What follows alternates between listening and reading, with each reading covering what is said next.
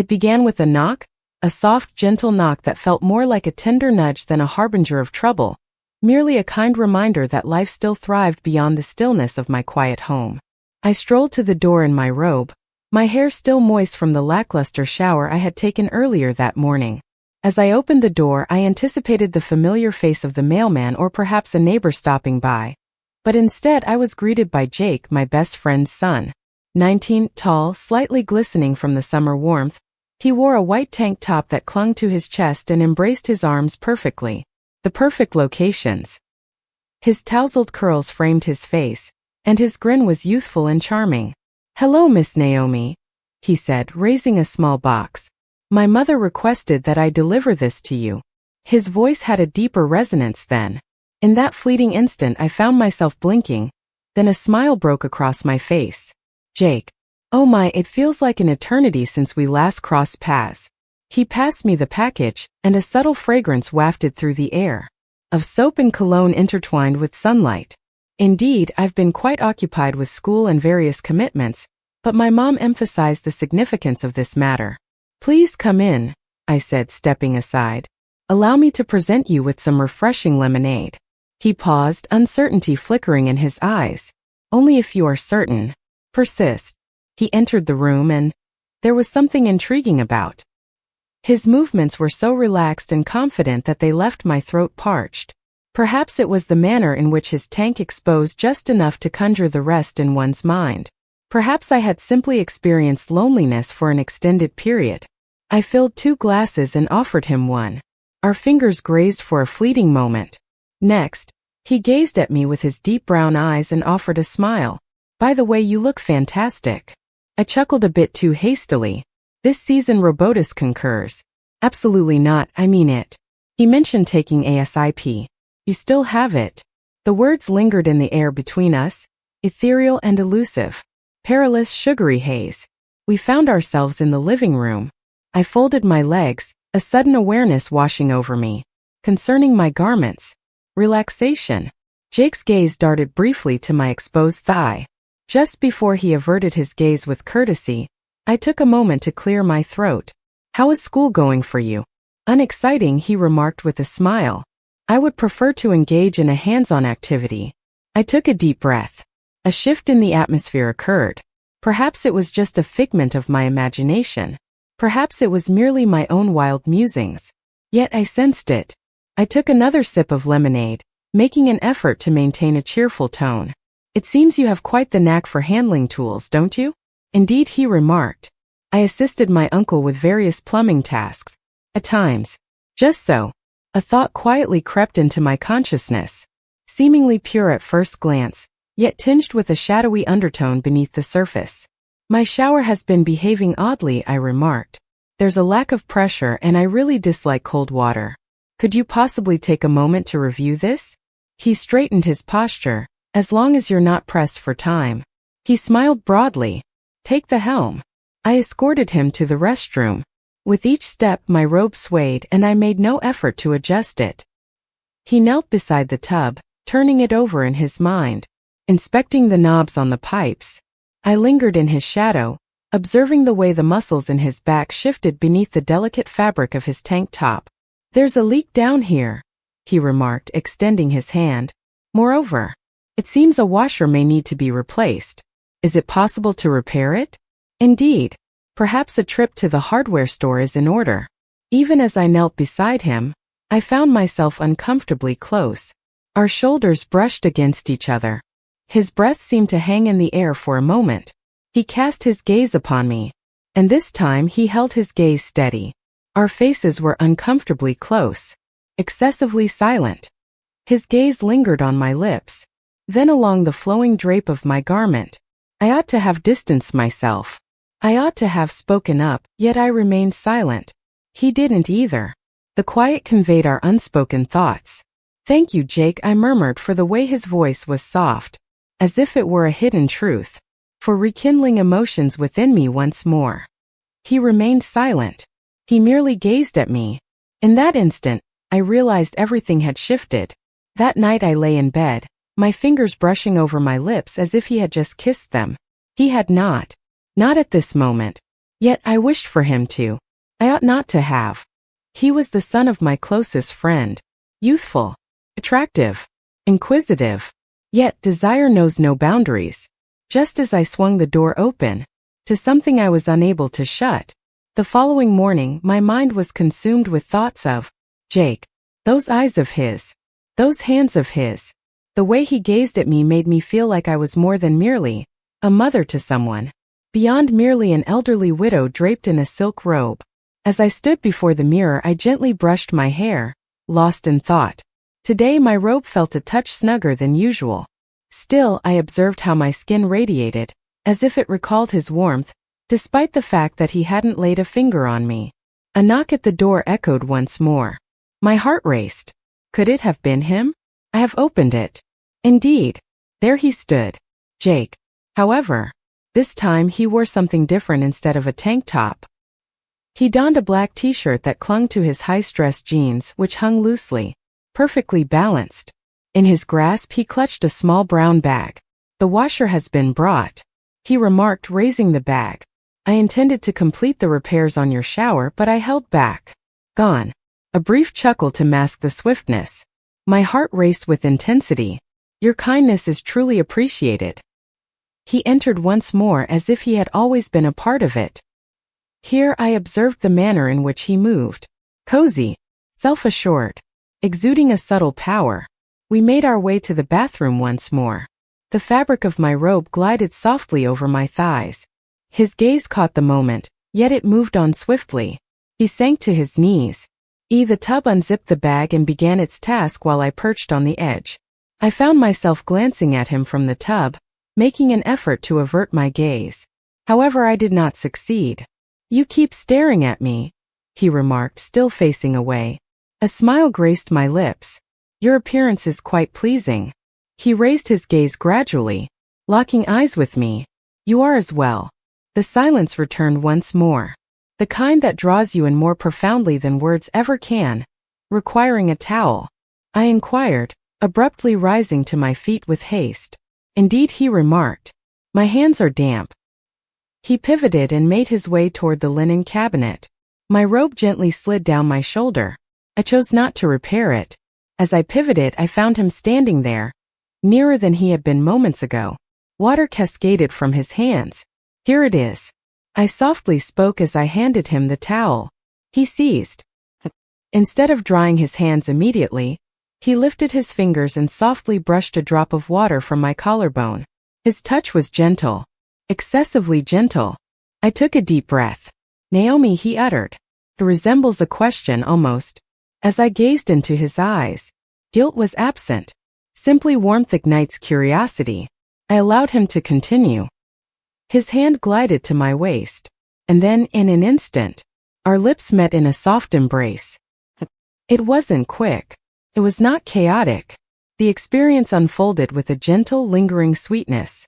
I melted into him, my hand gliding over his form, ascending his torso, experiencing the thrill of his heartbeat quickening in perfect sync with my own. He hesitated for a moment, drawing back slightly. I have been eager to do that since yesterday. He mentioned that I swallowed hard. I have. I desired that long before you arrived. That revelation shattered a connection that lies in the space between us. He pressed his lips against mine. Once more, delved deeper this time. My robe slipped ajar and I let it be. His hands roamed over my body. It was as if I were a novel he had longed to explore. Every curve captivating him. Each and every inch. Each soft sigh I struggled to suppress. I identified as a woman. Edges more than just a widow. More than merely a mother. I was wanted. Yearned for existence. Later we reclined on the plush bathroom rug, our bodies intertwined. Hearts entwined, beating wildly. We remained silent for a moment. At last Jake murmured, "Was that satisfactory?" I shifted my gaze and regarded him. Superior to satisfactory. I had no intention of pressuring you. Seems you didn't. I stated. I desired this just as deeply as you did. He wore a radiant smile that not only enhanced his youthfulness, but also imparted an air of strength. It might be best to keep this to ourselves, I declared. He gave a slight nod. They simply wouldn't grasp it. I gazed up at the ceiling. I find it completely perplexing. Yet I hold no regrets. And I did not. In that cozy, inviting bathroom, I discovered something I believed was gone forever. Yearned for a tactile bond. A feeling that transcends mere solitude. It manifested as a young man of 19, who restored my sense of womanhood. The following morning I found myself in Jake's black t-shirt. The scent was reminiscent of him. Pristine. Youthful. Brimming with playful antics. He departed following our encounter in the bathroom, a nervous smile playing on his lips and his cheeks tinged with a rosy hue. Yet, just before he stepped away, Dorja drew me in for one final kiss. Take your time this round. Extended, as he desired, to recall the essence of my flavor. As I stepped barefoot into my kitchen, his shirt draped gracefully to mid-thigh. The warmth of his hands lingered with me.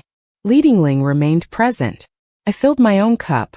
A cup of coffee rested on the counter, gazing out the window. The sun hung high in the sky. The melodious chirping of birds filled the air. Yet within me, a tempest had begun to brew. What actions did we take? I was 56. At the age of 19, he stood on the brink of adulthood. The son of my closest friend. I ought to have put an end to it. I ought to have distanced myself from him. However, I chose not to. For the first time in years, I experienced the sensation of being touched. Truly moved. More than mere contact, it's a connection of souls. He acknowledged my presence around noon. The vibration of my phone broke the silence. Piece of writing. Hey Jake, would it be alright if I swung by later? I gazed at the message for a brief moment. My thumbs lingered above the keyboard as I began to type. Indeed. The doors swing wide. My heart raced with intensity. As soon as I clicked send at 2 p.m., he reappeared in my doorway holding something. A sack filled with provisions. He mentioned that he had decided to prepare something for you today. Entering the space. Are you cooking now? I inquired, arching an eyebrow. Things aren't going well. He smiled broadly. Yet I persist.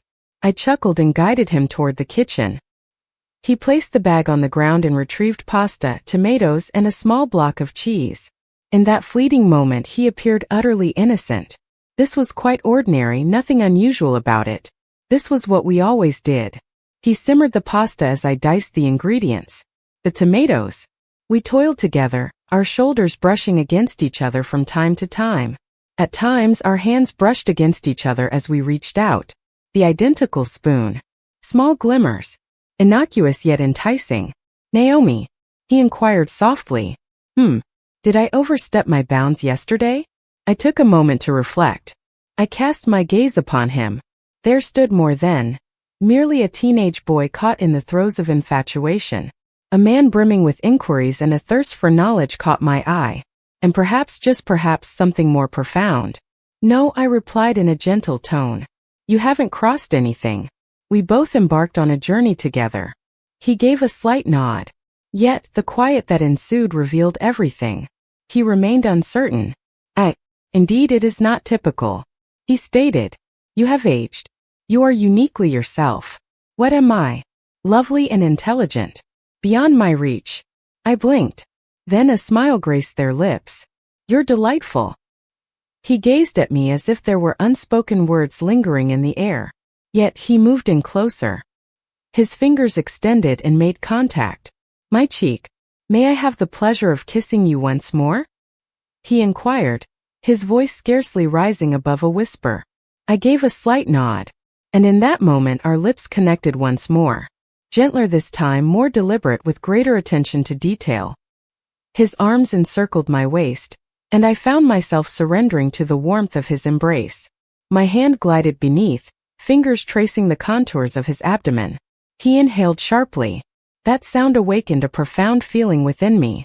Our lips met in a gentle embrace, until the water reached its boiling point, bubbling and hissing as it met the stove. Later we settled onto the couch, plates of half-eaten pasta resting in our laps, sharing laughter over the unfortunate flavor. I playfully suggested to Hesmold that we should have gone with pizza instead. Next time I'll leave the cooking to you. His hand lingered on my exposed thigh, fingers tracing gentle circles. I remained still. I remained unperturbed. I desired it. It was essential for me. Do you feel fear? he inquired. In an instant a thought crossed my mind. Indeed. However, I feel no remorse. He leaned closer, pressing his lips against my shoulder. Neither one. There. It happened once more. The irresistible draw. The discomfort that lingers between the purity of innocence and the awareness of impending consequences. Yet, at that instant it held no significance. The only thing that held significance was the path taken. His touch awakened a sense of renewal within me, as if I were blossoming once more. Vibrant. Seeking. Adored. Not at this moment, but perhaps in the future. He lingered that night, not departing immediately. We reclined in bed, his chest pressed against my back, his warm breath gently caressing my neck. His hand sought mine beneath the sheets, gripping it firmly. Cozy. Secure. In that instant, I understood that this was more than a fleeting experience. This was evolving into something significant, something more perilous, something genuine. To all my amazing True Infidelity Story subscribers, I appreciate your continued support. Until the very last moment, you remain the pulse of this channel. If you're just joining us, go ahead and tap that subscribe button to become a member of a community that embraces love and ventures into the unknown. Let us embark on the journey into the concluding chapter. The morning sun filtered through my bedroom window, painting golden stripes across the sheets. Jake lay beside me, still lost in slumber, his hand delicately placed on my waist, his breath a gentle whisper against the nape of my neck. He appeared serene, so youthful, so delicate. I observed him intently for an extended period. This young lad, this individual, the son of my closest friend. In what manner have we arrived at this point? How did a single package evolve into a fervent passion? I slipped out of bed gently, mindful not to disturb him, and stood by the mirror, wrapping my robe around me, feeling the heaviness of what we had become. Finally settling weighed heavily on my chest. What might others express? What might she express? His mother. My dearest companion. For more than 2 decades. What would her gaze be like if she discovered that her son had shared a kiss? My lips met. As I lay there trembling beneath him, my body softly called out my name. Could she ever find it in her heart to forgive me? Jake stirred from his slumber shortly thereafter. He approached me from behind in the kitchen, encircled my waist with his arms, and placed a tender kiss in the curve of my neck. "Morning," he murmured, his eyes still heavy with sleep, a smile playing on his lips. "Good morning," I murmured. Yet my voice carried a distinct quality, taut and measured. He observed immediately. "What seems to be the issue?" he inquired. I rotated in his embrace, cradling his face gently within my palms. "Jake, we must have a conversation." His smile vanished.